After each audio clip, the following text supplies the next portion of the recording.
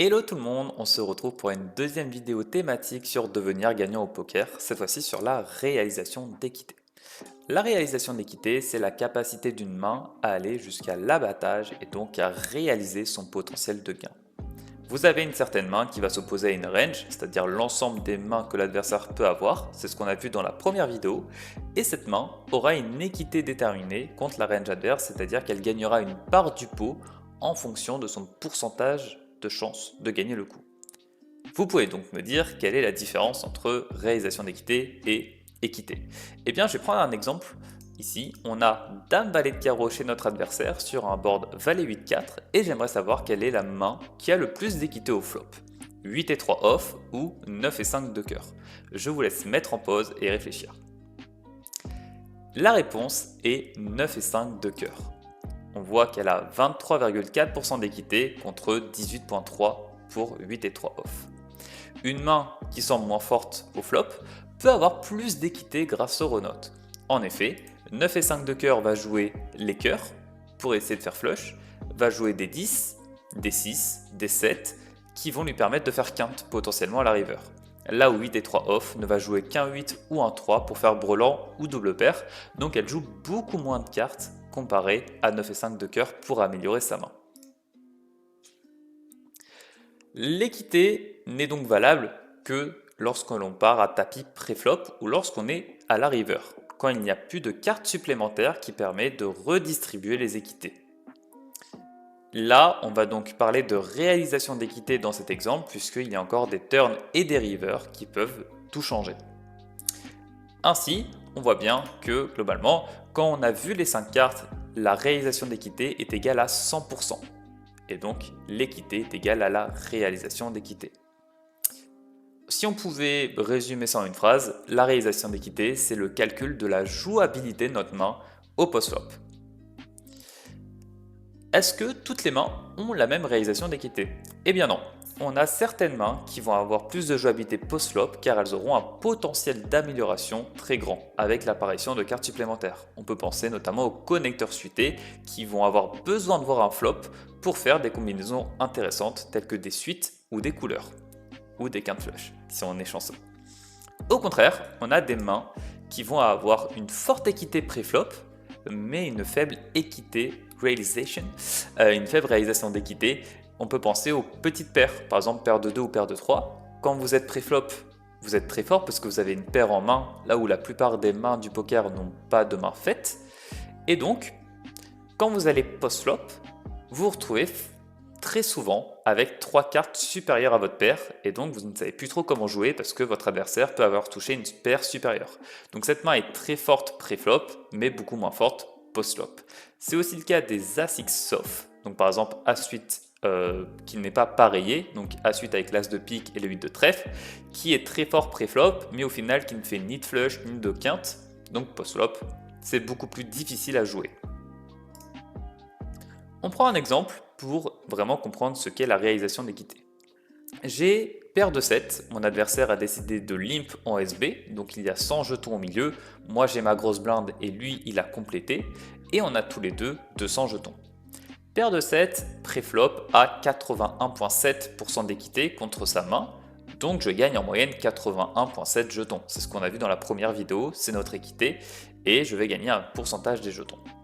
Si je fais tapis et qu'il se couche, je remporte 100 jetons, soit 122% de mon équité, donc je surréalise. On voit que normalement j'aurais dû gagner 81 jetons si on était parti à tapis et qu'il avait call, mais là quand je fais tapis et qu'il se couche, je gagne 100 jetons et donc je surréalise. Il faut bien penser que cette surréalisation, c'est ce qu'il faut retenir et c'est ce dont on va parler après, c'est le plus important au poker. Vous pouvez me dire, c'est bien beau, mais tout ce que tu me racontes, je ne sais pas comment l'appliquer. Eh bien, au poker, on veut réaliser au maximum son équité et deny celle adverse. Empêcher son adversaire de réaliser son équité. Et le meilleur moyen pour ça, c'est le bluff.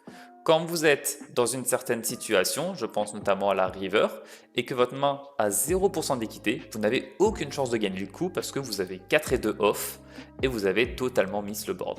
Et bien, un des moyens de tout de même gagner de l'argent, c'est de bluff, puisque du coup, vous allez forcément surréaliser, puisque de base, vous êtes censé gagner 0. Donc il suffit que votre adversaire fold de temps en temps pour que vous surréalisez votre équité. Et ainsi, au poker, l'agressivité va toujours primer sur la passivité, puisque quand vous êtes agressif, vous allez deny l'équité adverse, comme ça a été le cas ici, au lieu de lui laisser la réaliser. Comment mesurer au mieux cette réalisation d'équité? Il y a plusieurs critères qui nous aident à la déterminer. Évidemment, on ne pourra pas faire le calcul en jeu quand on n'a que 10 secondes pour jouer, mais il y a quelques règles qui nous permettent de comprendre si on réalise bien notre équité ou pas. Tout d'abord, la position. La position, ça va être vraiment le meilleur moyen de réaliser votre équité puisque vous allez avoir le dernier mot. C'est-à-dire que si votre adversaire check, vous pouvez checker pour voir une carte gratuite ou vous pouvez bet pour l'empêcher de voir cette carte. Donc la position va toujours être le meilleur moyen de réaliser votre équité. L'agressivité de votre adversaire. En effet, si un joueur est passif, vous allez plus souvent voir une turn, un flop, une river, que si c'est un joueur qui est très agressif, qui vous met de l'argent dans tous les sens et vous êtes obligé de fold. La composition des ranges, en effet, plus votre range est forte, plus votre adversaire va avoir tendance à fold.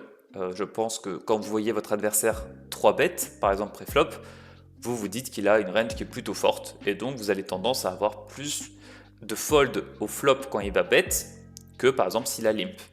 Donc la composition des ranges va également jouer, mais c'est surtout les mains à potentiel de nuts qui se réalisent comme on l'a vu et les high-low dépareillés qui se sous-réalisent. Tout ce qui va être des valets, des dames, des rois et des as combinés à une carte comprise entre le 2 et le 7. Donc valet 3 off par exemple, qui est l'exemple que j'ai pris dans la première vidéo, est une main qu'on ne veut absolument pas jouer parce qu'elle est dominée, elle ne fait pas de quinte, elle ne fait pas de flush ou alors très difficilement et quand elle touche une paire, elle n'est pas si contente que ça. Donc les high-low dépareillés sous-réalisent et les mains potentielles de nuts comme les connecteurs suités sur-réalisent. On peut aussi se dire que les high-low dépareillés, quand elles n'ont pas touché, vont aussi se faire bluff par des mains inférieures. Par exemple, valet 3 off peut se faire bluff par 6 et 4 pour essayer d'aller à l'abattage, donc aller au showdown. Conclusion, la réalisation d'équité, c'est la différence entre la valeur d'une main pré-flop et post-flop. Elle calcule la jouabilité de votre main, cette réalisation d'équité, et vous aide à déterminer sa valeur réelle face à une range adverse. Elle va vous permettre de comprendre dès le flop si vous avez un potentiel de nuts ou au contraire si votre main est plutôt moyenne, elle n'a pas de moyen d'améliorer, comme on l'a vu dans le premier exemple face à dame valet de carreau. L'objectif sera toujours de maximiser votre équité et de deny celle adverse, c'est le meilleur moyen de gagner de l'argent au poker. Ainsi, déterminez dès le flop quel est votre plan pour éviter de faire des grosses erreurs par la suite. J'espère que cette vidéo vous aura plu, je vous laisse mettre un like si c'est le cas, ça m'encourage à continuer et à poser toutes vos questions en commentaire. Je vous retrouve bientôt pour une vidéo pratique mettant en place in-game les concepts qu'on a vus aujourd'hui et je vous dis à bientôt, c'était Antoine, à plus tout le monde.